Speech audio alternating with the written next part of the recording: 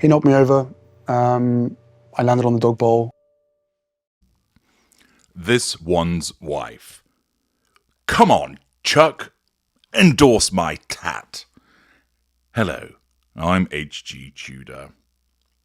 Nika Shaknazova writes in the New York Post, this one's wife would love for King Charles to give American Riviera Orchard his stamp of approval.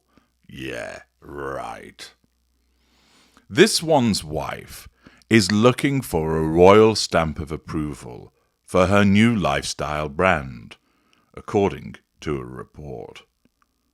The Duchess of Sussex, 42, unveiled her new business venture, American Riviera Orchard, in March. Yes, and here we are in July, and it's achieved the square root of fuck all.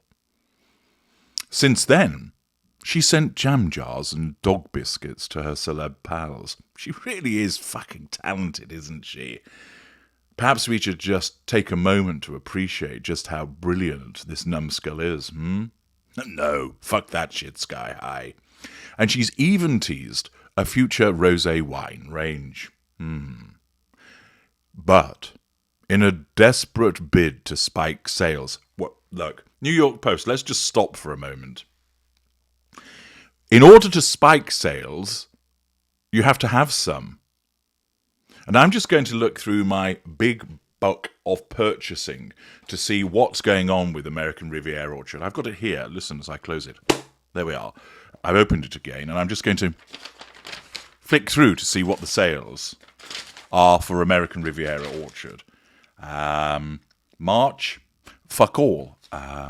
April, diddly squat. May, nada. June, we've got to be joking. July, so far bugger all. We'll have a look at projected sales. August, nothing doing. September, can't be asked. October, no, nothing happening there. No, November, gearing up for Christmas perhaps? No, it just is blank. December, just lots of Zs, fallen asleep. And then there's...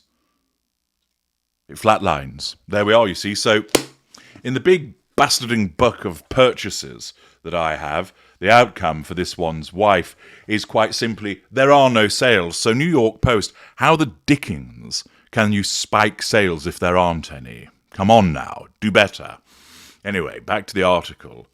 But in a desperate bid to spike sales, the suit's alum is looking for endorsement from her estranged father-in-law, King Charles, despite not seeing him for years.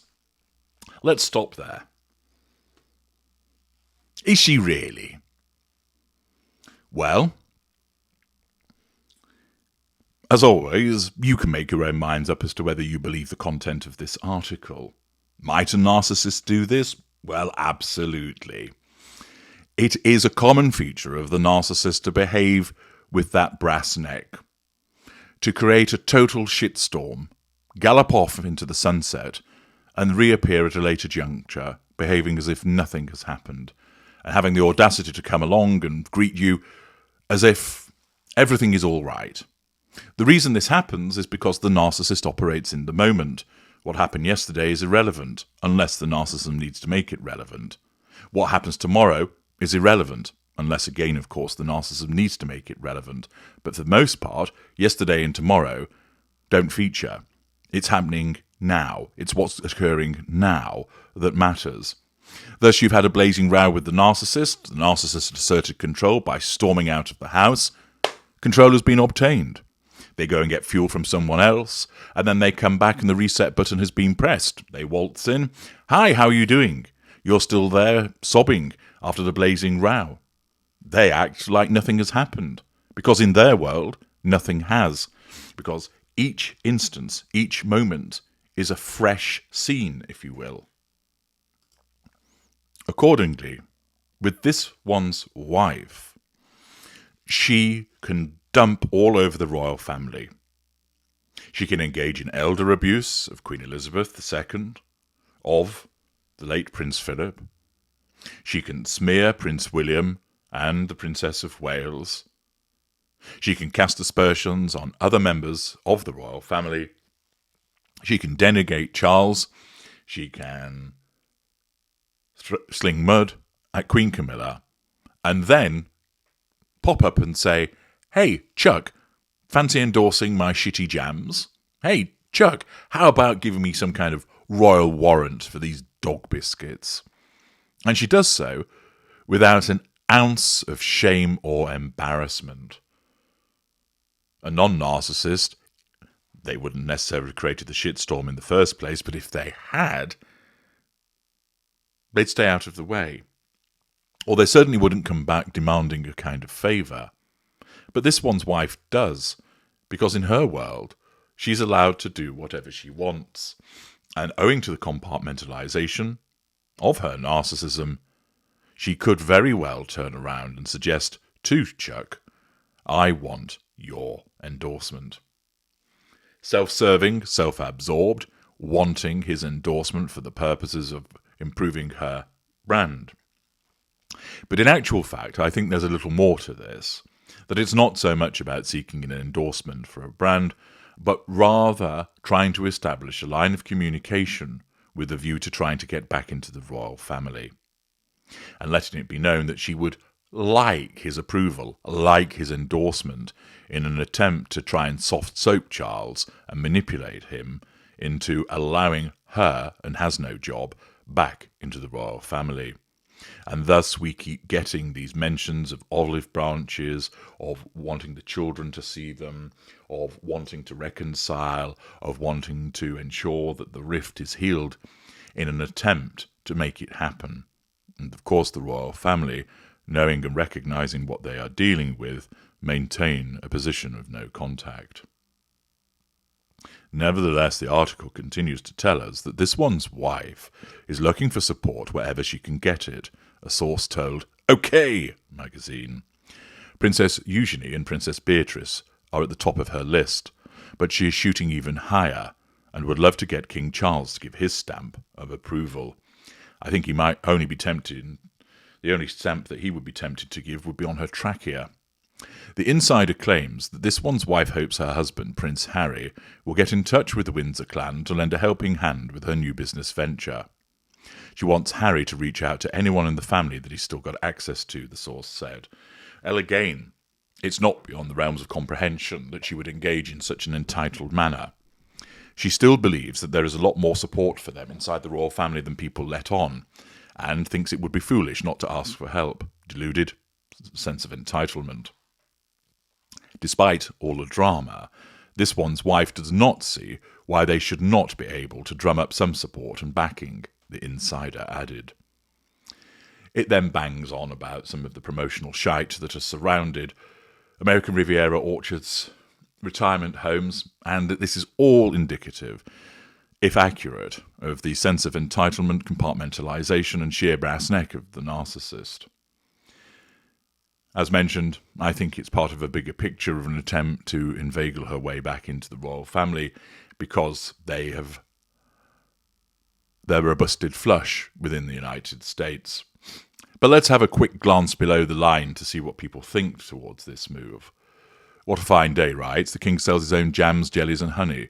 They are reasonably priced and organically sourced from his gardens. All the proceeds go to charity. I don't think after all that has happened that King Charles would give me again his blessing. She is no longer welcome. King William replies, she no longer exists to the royal family. And all the king's products are wonderful, and all for charities. Amazingly, the labels actually stick. Ophelia adds, this article is not based on reality. This one's wife is not permitted on crown property. Neither Harry or this one's wife have a direct line to senior royals. William has gone no contact as he's protecting his wife, children and the monarchy from Narcissist this one's wife. A fair summation there. Monty Shitshow Pap states, Charities for Vets does not recommend the Pat Tillman Foundation. Based on 2022 tax return, they calculated the Pat Tillman Foundation spent approximately 73.4% on overheads. That is higher than our 25% maximum. What are Pat's widow and her new husband doing? Did Harry Archwell donate lots of money to the foundation for this award to help with an O visa. This, of course, referencing the ongoing brouhaha surrounding the award that Harry is going to receive. HL adds, if Markle was a smart businesswoman, the very first thing she would do is remove her unrecognised British royal title from her product. The name of the brand is American Riviera Orchard. It's basic common sense that a proud American who wants to support local businesses and would seek out an American brand with that name is going to laugh that she wants them to call and view her as a duchess. That royal life is over and is never coming back. The brand name is a standard she has to hold herself to, what she should be focusing on, not some stamp of a crown. But it's a fair observation, but of course remember this one's wife is a hypocrite. So on the one hand, she'll decide that I don't want anything to do with the royalty apart from when it serves my purposes to have something to do with the royalty, which of course is all about the pursuit of the prime aims. Gracie. Tegan Tigan, the other one so easy to dislike, was another lucky one gifted with this one's wife's jam. She found it so terrific that she made a sandwich consisting of rustic bread, salted butter, triple cream brie, thick-cut bacon, Madam's strawberry jam, and fried it up in a pan. What a not-so-glowing endorsement. Eager Beaver asked, the only question I have, Gracie, is did her dog eat it, or was it a hard pass for the little pooch? Ace of Clubs adds, I think she was advertising her own bacon. Ace of Clubs adds, American Riviera Orchards does not exist. No trademarks have been secured, no sourcing of products or manufacturing, nothing but her imagination and a blurry video of her in a ball gown on a veranda. The jam was bought and sent to a few celebrities, hardly 50. Others were invited to take a photo of the same sad basket of lemons. It's like she said she was knitting in a blanket, made 2 rows, then put it down and came back, expecting someone else to have finished her idea. And indeed, that sums her up quite neatly. She's a genius in her own mind and expects everything just to fall into place because it's her. I'm HG Tudor. Thank you for listening.